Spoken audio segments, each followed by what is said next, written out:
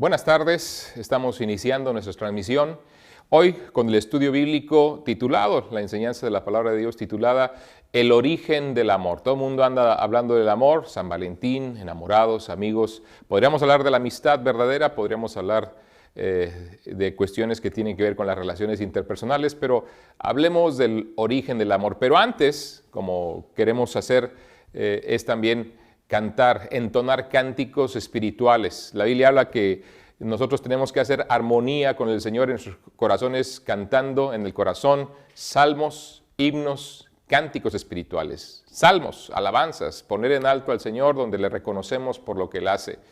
Cánticos espirituales que son de la vida cotidiana, de ver cómo nos relacionamos con el Señor, experiencias que tenemos con Él y que las entonamos en canciones, cánticos espirituales, o himnos que concretamente también están llenos de instrucción, llenos de doctrina, por llamarlo de alguna forma, que nos ayudan a crecer en Él. Pero hoy vamos a entonar este cántico espiritual que se titula Amor tan grande. Así que si me ayudas, Laura, por ahí con el otro micrófono. Y estamos para entonarlo.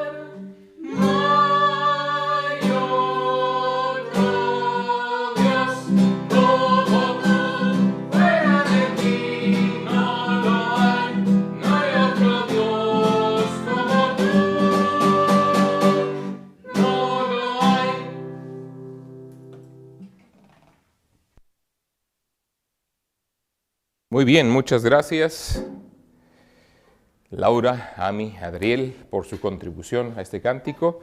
Déjenme pongo de pie porque así estoy un poquito más cómodo para enseñar. Bien, vamos a la escritura, primera de Juan, capítulo 4. Ahora es interesante, sobre todo el hecho de estudiar algo que el apóstol Juan nos enseña, y particularmente esta temática, porque sabían, el apóstol Juan, en tiempos de su llamado al ministerio, a ser discípulo del Señor Jesucristo, fue apodado junto con su hermano Jacobo, hijos del trueno. Eso ya nos habla un poquito del carácter de estos discípulos, nos habla un poquito de lo explosivos, nos habla un poquito de, sí, lo especiales que eran. Inclusive recordaremos en una ocasión que le decían al Señor, Señor, ¿quieres que pidamos que descienda fuego del cielo sobre ellos para acabar con ellos, para consumirlos?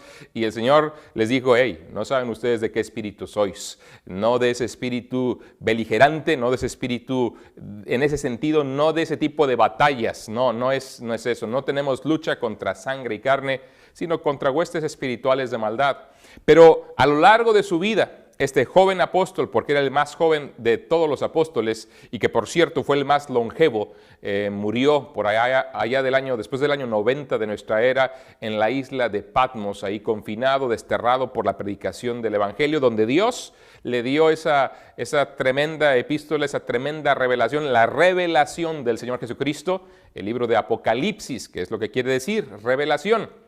Pero hablando del carácter del apóstol, vemos esta transformación de ese hijo del trueno a ese tremendo apóstol del amor. Hijitos, nos dice una y otra vez, se dirige a nosotros con toda ternura, porque el apóstol había sido transformado y ahora estaba, desde luego, siguiendo al Señor y ya maduro, de verdad totalmente cambiado. Él en esta epístola una y otra vez nos enseña en torno al amor. Nos habla de el verdadero amor que nos da la comunión unos con otros, nos da la comunión con Dios. Nos habla también de ese amor que pone en evidencia la vida genuina en Cristo y quien no la tiene. Pero también nos habla, como vamos a ver en 1 de Juan capítulo 4, del origen del amor, la fuente genuina. Y la verdad, aquí descubrimos en 1 de Juan 4, del versículo particularmente del 7 en adelante, la razón por la cual el amor es una parte tan importante en la vida genuina, en la vida auténtica del verdadero Hijo de Dios.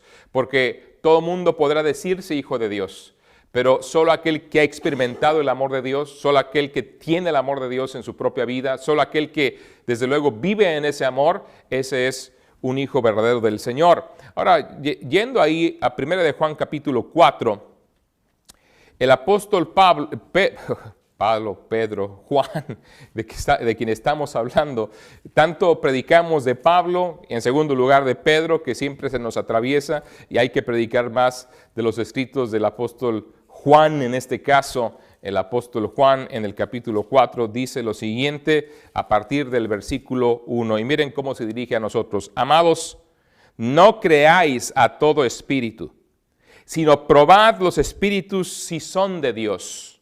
El amor verdadero nos da discernimiento. Porque muchos falsos profetas han salido por el mundo, y si en el tiempo de Juan había muchos, hoy, ¿qué te puedo decir? Muchos más. En esto conoced el Espíritu de Dios.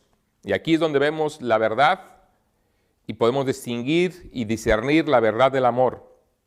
Todo espíritu que confiesa que Jesucristo ha venido en carne es de Dios. En otras palabras, todo aquel que declara y está de acuerdo y acepta la verdad de que Dios se hizo hombre en la persona de Jesucristo. Jesucristo ha venido en carne. Todo aquel que lo confiesa, que está de acuerdo, que ha hecho suya esta verdad, este es de Dios.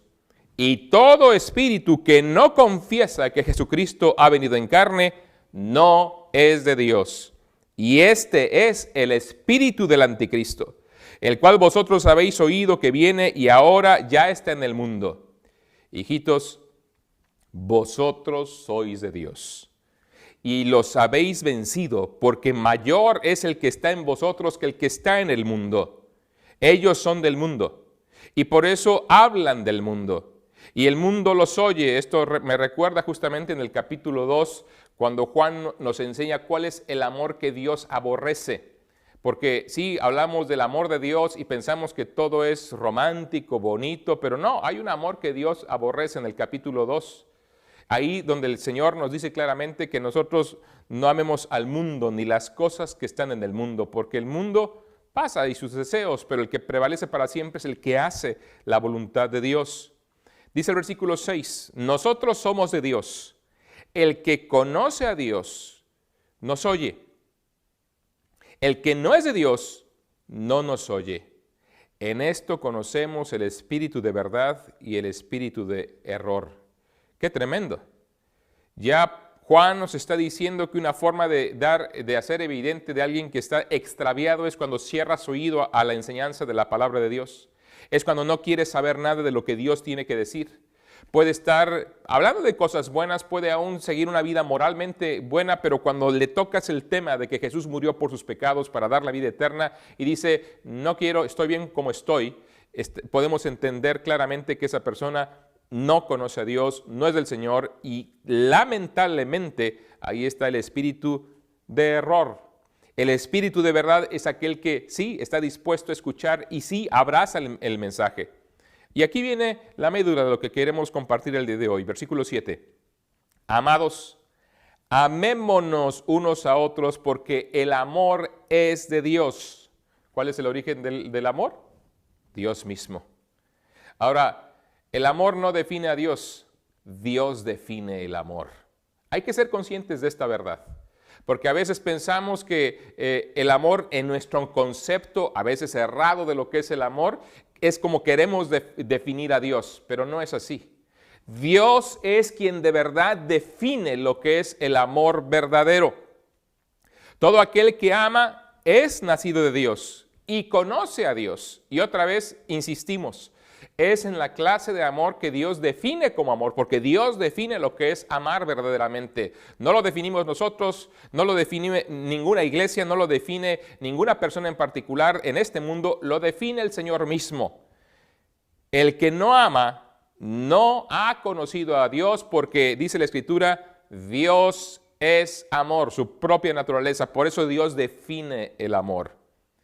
Y aquí nos empieza a hablar un poquito de esta realidad del origen y la repercusión de este amor para nuestras vidas. En esto se mostró el amor de Dios para con nosotros, en que Dios envió a su Hijo unigénito al mundo para que vivamos por Él. En esto consiste el amor. No en que nosotros hayamos amado a Dios, sino en que Él nos amó a nosotros y envió a su Hijo en propiciación por nuestros pecados. Amados, si Dios nos ha amado así, debemos también nosotros amarnos unos a otros. Nadie ha visto jamás a Dios. Si nos amamos unos a otros, Dios permanece en nosotros y su amor se ha perfeccionado en nosotros. En esto conocemos que permanecemos en Él, y Él en nosotros, en que nos ha dado de su Espíritu, y nosotros hemos visto y testificamos que el Padre ha enviado al Hijo, el Salvador del mundo. Todo aquel que confiese que Jesús es el Hijo de Dios, Dios permanece en Él y en Dios. Déjeme repetirlo. Todo aquel que confiese que Jesús es el Hijo de Dios, Dios permanece en Él y Él en Dios. Y ahora hay que entenderlo como un judío lo entiende. Decir que Jesús es el Hijo de Dios es decir que es de la misma naturaleza de Dios, por lo tanto es el Dios encarnado, el verdadero Dios que vino a dar a conocer al Padre como Cristo mismo nos lo dice. Y nosotros hemos conocido y creído el amor que Dios tiene para con nosotros. Dios es amor. Y el que permanece en amor, permanece en Dios y Dios en él. En esto se ha perfeccionado el amor en nosotros, para que tengamos confianza en el día del juicio, pues como Él es, así somos nosotros en este mundo. En el amor no hay temor, sino que el perfecto amor echa fuera el temor, porque el temor lleva en sí castigo, de donde el que teme no ha sido perfeccionado en el amor. Nosotros le amamos a Él porque Él nos amó primero. Si alguno dice yo amo a Dios y aborrece a su hermano, es mentiroso. Pues el que no ama a su hermano a quien ha visto, ¿cómo puede amar a Dios a quien no ha visto? Y nosotros tenemos este mandamiento de Él: el que ama a Dios, ame también a su hermano. Ahora es un pasaje, el capítulo 4 que he leído, desde luego que subraya una y otra vez lo que es el amor, la naturaleza de Dios en torno al amor y la necesidad nuestra de amar, desde luego, el uno al otro. Nosotros como creyentes tenemos que entender lo siguiente: Una persona que conoce a Dios y ha nacido de Dios responderá a la naturaleza de Dios. Tal como una brújula responde por su propia naturaleza a guiarnos y a moverse para apuntar hacia el polo norte, porque su naturaleza, el imán que hay, el magnetismo que hay en el polo norte, tira de esa brújula para que la aguja señale al norte y nos da dirección. De la misma manera, de la misma forma, el Hijo de Dios, el verdadero Hijo de Dios, va a responder a la naturaleza de Dios, que es, desde luego, amor. Este amor nunca será una respuesta forzada. Nunca será algo que se sienta uno obligado, porque es algo que surge de la nueva naturaleza que el creyente tiene, la naturaleza de Dios en la persona del Espíritu Santo. El amor de un creyente hacia los hermanos de verdad será una prueba de su condición de hijo de Dios y de su comunión verdadera con Dios y con los demás. Cuando tenemos un testimonio, una relación correcta en lo vertical, nuestras relaciones horizontales con los demás creyentes serán correctas. ¿Por qué? Porque otra vez la naturaleza de nuestro Dios mismo nos lleva a esa realidad, a vivir de manera correcta. Ahora, aquí Juan el apóstol nos anima en 3 ocasiones a amarnos los unos a los otros. Dice el versículo 7, amados, amémonos unos a otros. Dice el versículo 11, amados, si Dios nos ha amado así, debemos también nosotros amarnos unos a otros. Luego dice el versículo 12, nadie ha visto jamás a Dios. Si nos amamos unos a otros, Dios permanece en nosotros y su amor se ha perfeccionado en nosotros. ¿Se dan cuenta? 3 ocasiones en esta sección del versículo 7 al final del capítulo nos dice que nos amemos los unos a los otros. Y él respalda esta exhortación dándonos 3 verdades fundamentales acerca de Dios. En primer lugar, básicamente lo que ya sabemos.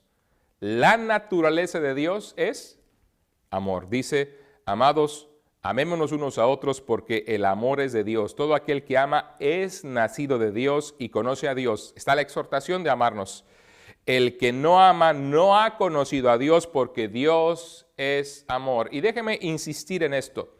Dios es en esencia espíritu, pero en naturaleza amor, como la Escritura nos está mostrando aquí. Y Él es quien define lo que es el amor. No lo definimos nosotros, porque a veces ocurre que de repente en nuestra percepción de lo que debiera ser amor, esperamos que Dios actúe en conformidad a nuestro propio concepto de lo que es el amor. Pasa lo mismo como con la justicia. Queremos imponer nuestra justicia delante de Dios. En otras palabras, estamos nosotros peleando porque Dios acepte lo que en nuestra opinión es lo que es justo. Y no nos damos cuenta que Dios no tiene que aceptar nuestras demandas justas en nuestra opinión. Quien establece lo que es justo, quien establece el medio de la justificación es Dios mismo. Es lo que los judíos intentaban hacer, establecer su justicia. ¿A través de qué? Guardar la ley de manera impecable. Ahora, nunca lo lograban perfectamente. Y por lo tanto, siempre la ley cumplía su función, señalar que fallaban, que eran culpables delante de Dios, como todos nosotros. De la misma manera, nadie de los presentes, de los que me están escuchando, ni en ninguna parte del mundo donde pueda llegar esta señal, nadie ha podido guardar de manera perfecta y absoluta los mandamientos de Dios. Toda su vida, nunca ha podido. Y por lo tanto está condenado como cualquiera de nosotros al juicio eterno, al infierno literalmente. Pero a veces queremos imponerle a Dios que Él tiene que aceptar nuestra justicia, lo que estamos logrando, nuestras buenas obras. Y a veces de la misma forma esperamos que Él acepte, o más bien que Él actúe en conformidad a lo que yo interpreto o lo que es mi opinión de lo que es el amor. Así no funcionan las cosas. Dios es Dios y por eso Él establece los términos. La justicia, dice la Escritura, que es a través de los méritos de Cristo, quien murió por nosotros en la cruz del Calvario. Y qué interesante que cuando hablamos de la naturaleza de Dios y que Él define lo que es el amor, aquí mismo nos muestra en gran medida lo que es esa naturaleza y que cómo se manifiesta. Ahora, déjeme decirle lo siguiente. Aunque la Biblia habla, desde luego, de su naturaleza, en que Él es luz, en que Él es, como dije hace un momentito, en que Él es espíritu, y que Él es amor, nos muestra de una manera muy sencilla lo que es o cómo Dios define lo que se denomina amor. No como la sociedad actualmente define el amor, porque normalmente definimos el amor como un sentimiento. Definimos el amor como algo, como romanticismo. Definimos el amor como sentir mariposas cuando vemos a la persona a quien decimos amar.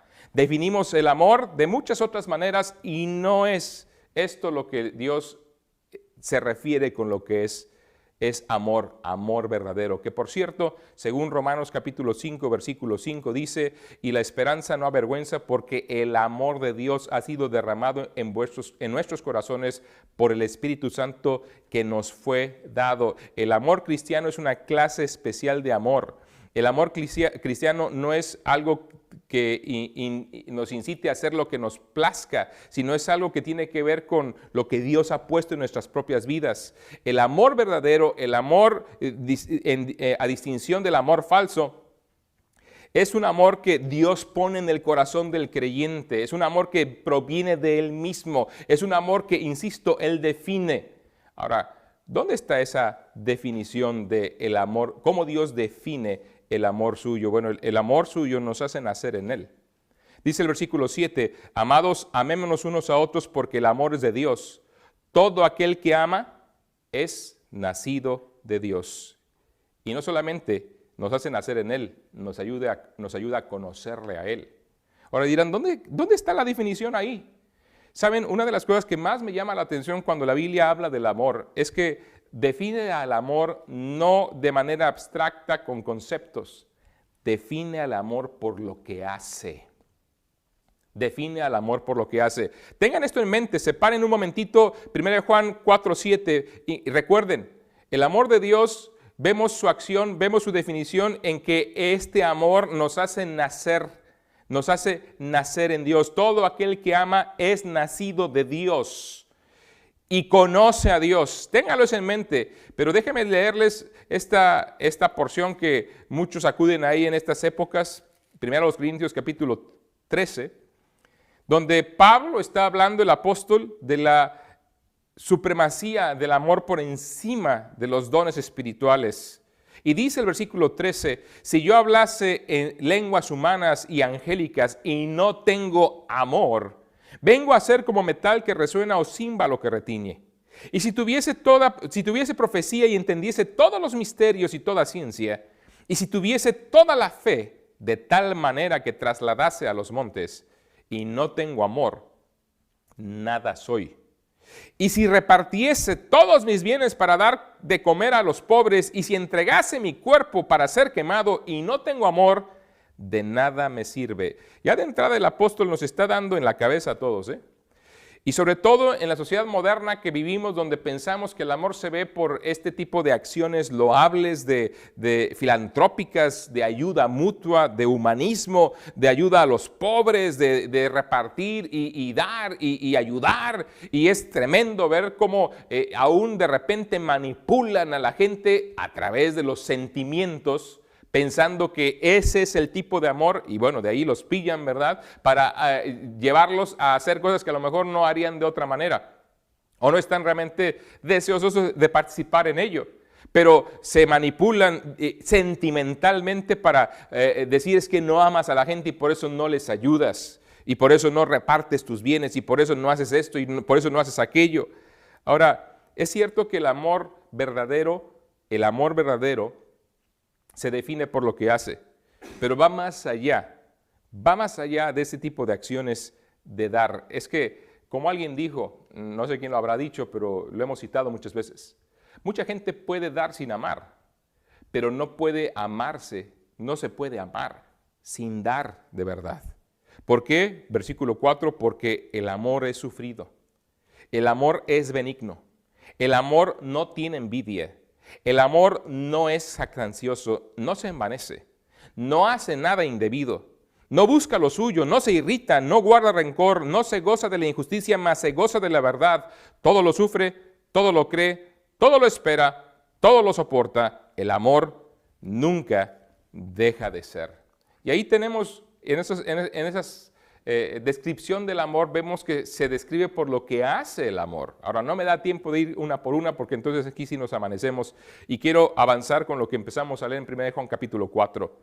Dice ahí otra vez el versículo 7, amados, amémonos unos a otros porque el amor es de Dios. Todo aquel que ama es nacido de Dios y conoce a Dios. Porque Dios, dice la Escritura, el que no ama no ha conocido a Dios porque Dios es amor.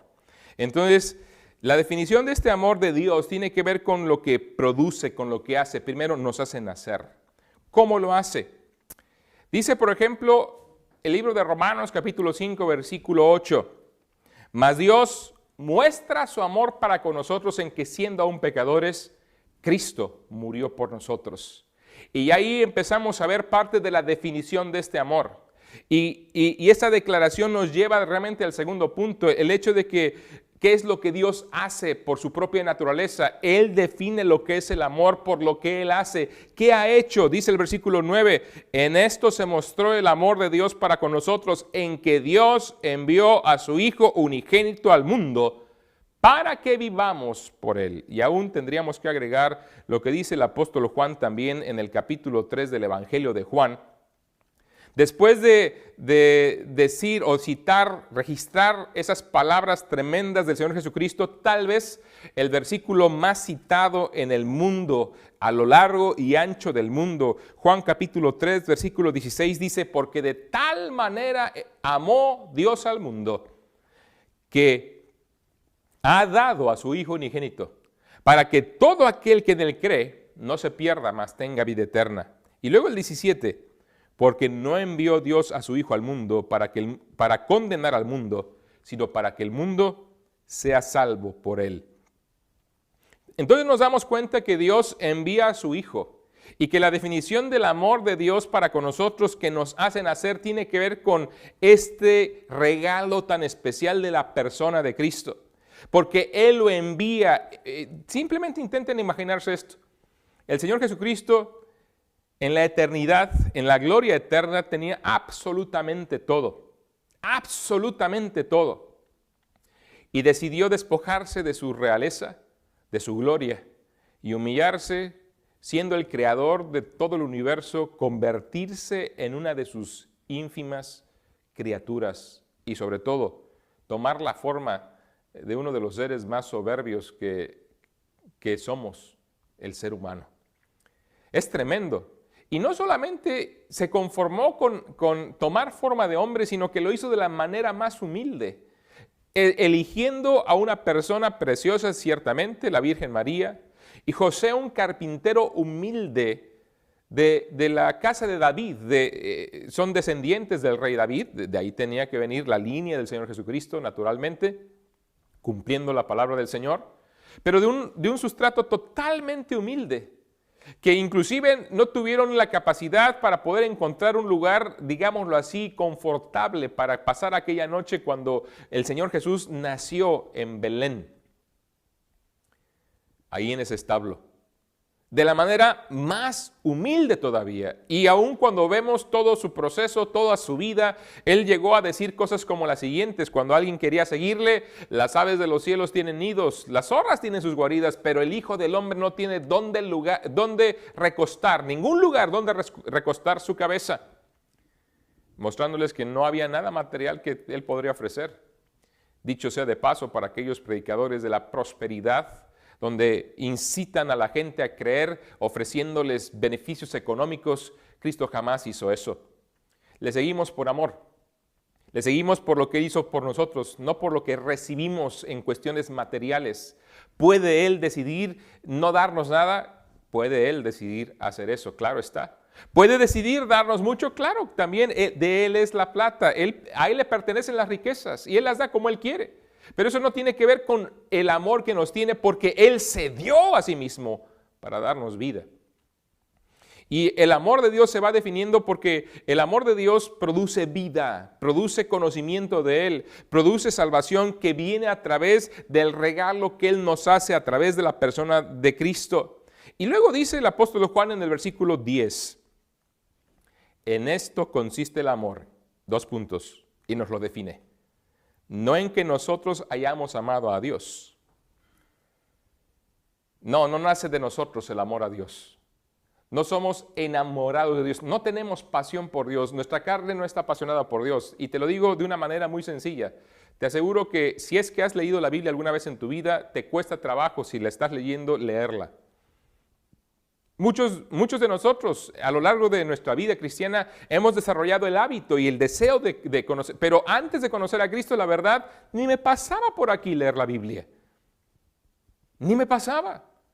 Pero ahora conociéndolo hay un celo, hay un deseo, hay un hambre por conocer al Señor y ver cómo Él se revela en su propia palabra. Ya desde ahí nos damos cuenta que a veces realmente no hay ese apetito por la palabra del Señor.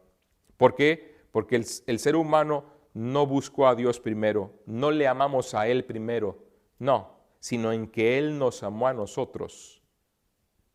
Y la gente dice, ¿y cómo es que sé que Dios me ama? Si sufro esto, si sufro aquello, si no tengo trabajo, si tengo estas enfermedades, si la gente es muy mala conmigo, si mira la maldad que hay en el mundo, si mira la injusticia que hay en todas partes, ¿cómo es que sé que Dios me ama? Bueno, te digo una cosa, aquí lo dice, sino en que Él nos amó a nosotros y envió a su Hijo en propiciación por nuestros pecados. Mira, Dios busca ayudarte en lo que de verdad te va a ayudar, en lo que de verdad necesitas. El amor verdadero busca el sumo bien de las personas a quienes dice amar, del objeto de su amor. Eso es lo que hace el amor verdadero. Busca el sumo bien de la persona que dice amar. Ahora piensa en esto. ¿De qué te serviría millones de pesos, millones de euros, millones de dólares, dependiendo la economía que tengas, millones de bolívares, millones de lo que sea? Pero cuando mueres, vas a la condenación eterna. Algunos pensarán, pero bueno, ya viví bien durante 30, 40 años. ¿Y la eternidad? Dios no está viendo las cuestiones temporales nuestras. Dios no realmente sabe Él muy bien que estamos afectados por el pecado. Él sabe muy bien que la creación gime a una queriendo ser libertada, que de verdad las cosas se van a poner de mal en peor. Él sabe que los efectos del pecado en mi cuerpo y en la raza humana y en toda la creación son terribles, son devastadores. Él lo sabe. Y le pondrá fin. Vendrá el fin de eso en algún momento. Pero a Él le preocupa más en este instante tu destino eterno. Y por eso Él envió a su Hijo en propiciación, o sea, como aquel que es adecuado, la persona que de verdad es la única capaz de entregar su vida para pagar por tus pecados y por los míos. Eso es amor.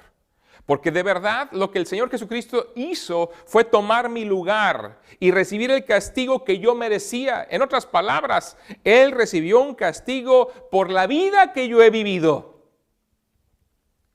para que al confiarle a Él mi destino eterno, yo reciba la vida que Él vino a ofrecerme, aunque no la merezca. Eso es amor. Y más podemos reconocer lo siguiente, y me gusta de verdad enfatizarlo. Cuando el Señor Jesucristo fue traicionado por Iscariote y cuando llegaron a prenderle ahí en el huerto de Getsemaní, dice el Evangelio de Lucas, concretamente Pedro saca la espada y le corta la oreja a Malco intentando defender al Señor. Ya momentos antes, Pedro en un arrebato de sus arrebatos que tenía, ¿qué podemos decir? Y cuando el Señor les dijo que su alma estaba triste, que Él iría a la muerte, que lo traicionarían, que sería entregado en manos de hombres pecadores, y Pedro lo toma aparte y de una manera muy conciliadora o muy condescendiente más bien, tal vez lo abraza y le dice, Señor, no permitas que te pase tal cosa, que tal cosa te acontezca. Y el Señor, ya me imagino, tal vez poniéndole su mano en su pecho y aventándolo un poquito, le dijo, quítate de delante de mí, Satanás. Me eres tropiezo, porque no pones la mira en las cosas de Dios, sino en las de los hombres. Qué tremendas palabras, durísimas para el apóstol Pedro. Y ese mismo Pedro, con esa misma actitud de querer defender al Señor, agredió a Malco y el Señor Jesucristo de manera inmediata le detuvo. Curó, sanó a Malco, el siervo del sumo sacerdote, y luego le dijo a Pedro, a ver Pedro, guarda tu espada. Tienes que entender una cosa, que yo para esto he venido. Lo estoy parafraseando. Pero le dijo algo muy interesante. ¿Que no crees que no puedo clamar ahora a mi Padre para que me envíe 12 legiones de ángeles? ¿12 legiones de ángeles? ¿Sabes? Cada legión contiene 6,000 efectivos. Está diciendo que yo podría llamarle a mi Padre y decirle, Señor, ayúdame. Y en ese instante, 72,000, si no me falla el cálculo, 72,000 ángeles vendrían a defenderme. Así.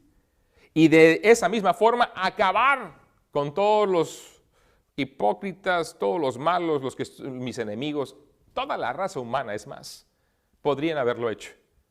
Un solo ángel en una noche le bastó para matar a 80,000. Un ángel. Imagínate qué harían 72,000, ordenados por el Señor para defender al Señor Jesucristo. Él tenía todo el poder para hacer eso. Y sin embargo no lo hizo. ¿Y sabes por qué no lo hizo? Por amor. Porque Dios envió a su Hijo en propiciación como el único sacrificio adecuado para favorecernos a nosotros, para saldar nuestra deuda. Eso es amor.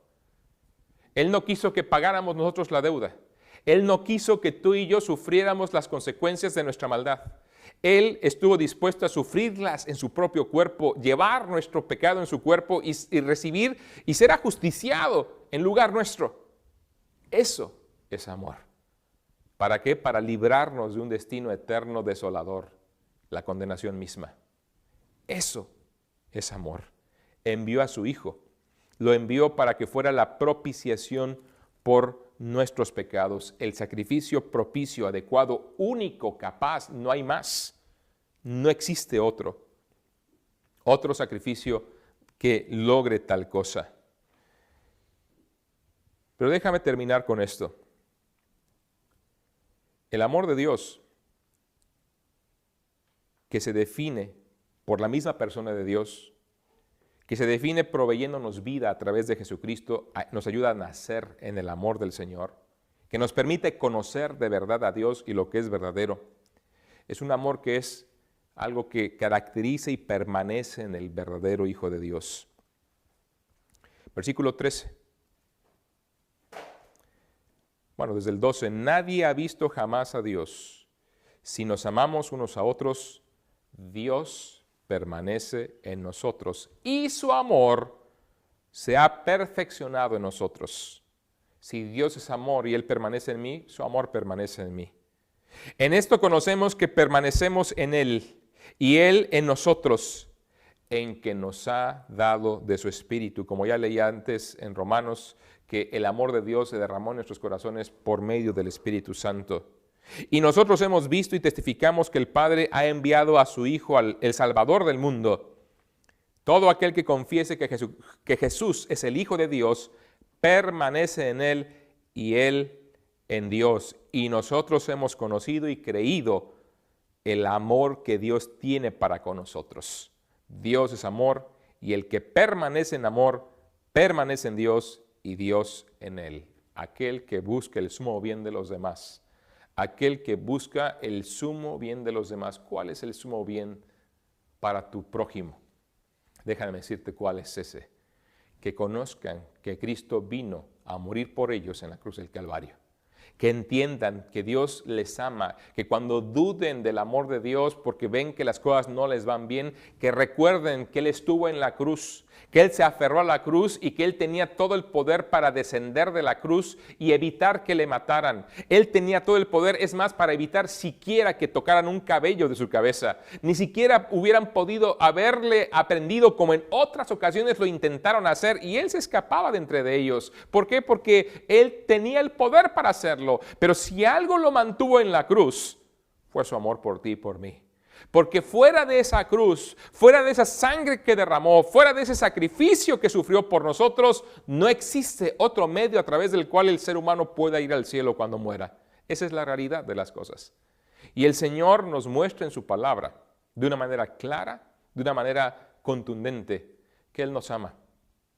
Y lo puso en evidencia, no con palabras, porque su naturaleza no es decir que iba a hacer algo, su naturaleza es que nos amó y por lo tanto envió a su Hijo al mundo en propiciación por nuestros pecados, y por lo tanto hoy tú y yo podemos permanecer en Él al creer el amor que Dios tiene para con nosotros, al creer en la obra redentora de Jesucristo, al confiarle mi destino eterno a Cristo. Él me perdona, Él me salva, y yo en ese momento soy receptor de su amor, y su amor puede ayudarme para buscar el sumo bien de la gente en mi entorno, que es desde luego el hecho de la salvación que hay en Cristo Jesús. Ese es el sumo bien que Dios quiere para cada uno, que cada uno conozca a Dios, sea perdonado por Él, y que vayamos a la gloria con Él una vez que partamos de este mundo. Dios es amor. Y los que creen en Él tienen el amor de Dios en Él y permanecen en Él. Y reitero y termino con esto. En esto consiste el amor. No en que nosotros hayamos amado a Dios, sino en que Él nos amó a nosotros y envió a su Hijo en propiciación por nuestros pecados. El sumo bien.